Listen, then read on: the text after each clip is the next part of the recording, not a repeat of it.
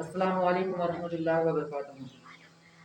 آئیے بالآخر ایک مسئلے کو جان لیتے ہیں کہ عوام میں بہت دیکھا جاتا ہے کہ بہت سارے لوگ کم سن بچوں کو، کم عمر کے بچوں کو جو نابالغ ہوتے ہیں انہیں مسجد میں لے آتے ہیں نماز پڑھنے کے لیے۔ کیا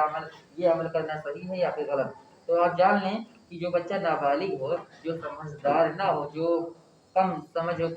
کم عمر ہو، اس کا مسجد میں لانا یہ ناپسندیدہ عمل ہے۔ ساتھ میں یہ کہ اگر اسے نماز کے دوران، جماعت کے دوران سب میں کھڑا کر دیا جائے بیچ میں، تو اس سے پیچھے جتنے بھی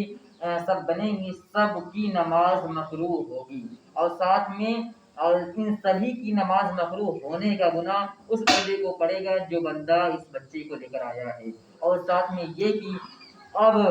اور اس بچے کا سارا گناہ ان لوگوں کو پڑے گا جو لے کر آئے ہیں، ساتھ میں جو اس بچے کے بغل میں کھڑے ہوئے لیکن اس بچے کو ہٹایا نہیں، تو ان کو بھی یہ گناہ پڑے گا۔ اور ہمیں چاہیے کہ اس سے ایسے گناہوں سے بچیں۔ بہت لوگ یہ کہتے ہیں اور سوچتے ہیں کہ اگر بچہ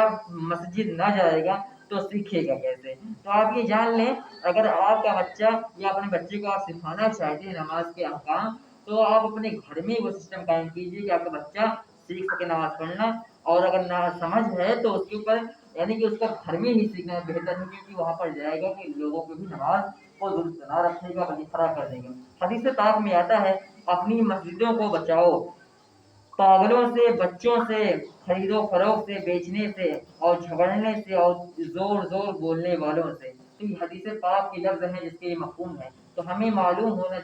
ہونا چاہیے کہ ایسے کام جو مسجد کے آداب کے خلاف ہے، جو آقا صلی اللہ علیہ وسلم نے منع فرمائے، ان کاموں سے بچنا چاہیے، اور اگر کوئی کرے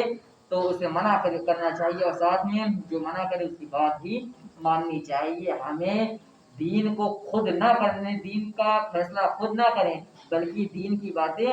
دین جاننے والوں سے سیکھیں، پھر اس پر عمل کریں، اور اللہ اور اللہ کے رسول بہتر دین سمجھانے والے ہیں۔ تو ہمیں چاہیے کہ اپنے نابالغ، ناسمجھ، کم عمر بچوں کو مسجد میں نہ لائیں، اور انہیں گھر میں ہی اچھی تربیت دیں، نماز پڑھنے کا سلیقہ سکھائیں، اور جب وہ سمجھدار ہو جائیں، نماز کی شان و عظمت سمجھنے لگے، تو انہیں مسجد میں لے جایا جائے۔ السلام علیکم ورحمۃ اللہ وبرکاتہ۔